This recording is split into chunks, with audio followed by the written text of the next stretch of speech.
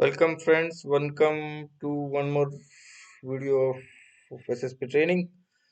So today's topic is Vodafone Idea FPO, whether we should apply the FPO or not. So difference between FPO and IPO, I'm pretty sure people might be aware. If you're not aware, IPO is the initial public offer. If the company gets listed in BSE or NSE, that is IPO. If the company is reapplying for an IPO, that is called FPO, that is follow on public offer. Guys, we are on YouTube as you are already looking at the YouTube. We are on Facebook as well, and we are on Instagram as well now live.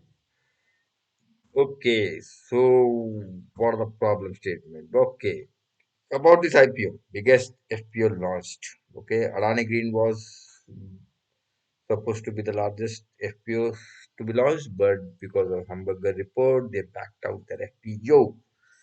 So what Vodafone IPO launched.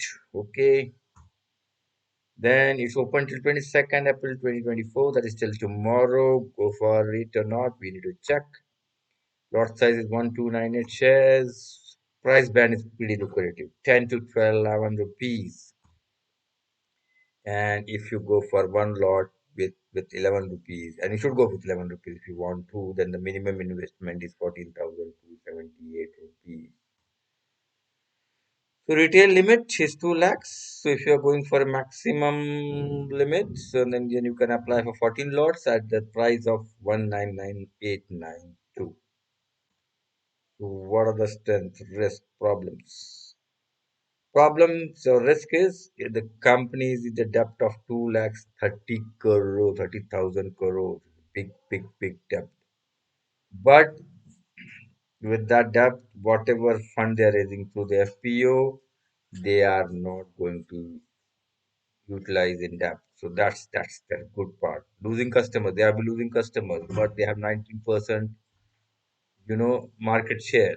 So they cannot go beyond that. So people are using, if somebody is joining them as a customer, somebody is losing. So 90% has been intact for a longer period of time. The competition is with Bharti, Jio, BSNL, and they have to do technology upgrade. One with 4G, other with 5G. If you go to mountain areas, Geo gets connected. In metros, Bharti gets connected. If you go to Eastern, BSNL gets connected. So they have to do technology upgrade to ensure that in mountain hilly areas, eastern areas, the networks are available. What are strengths? If it has to be shut down, it would have been shut down by now. It has not shut down. So there are supports going on. Government is the maximum shareholders.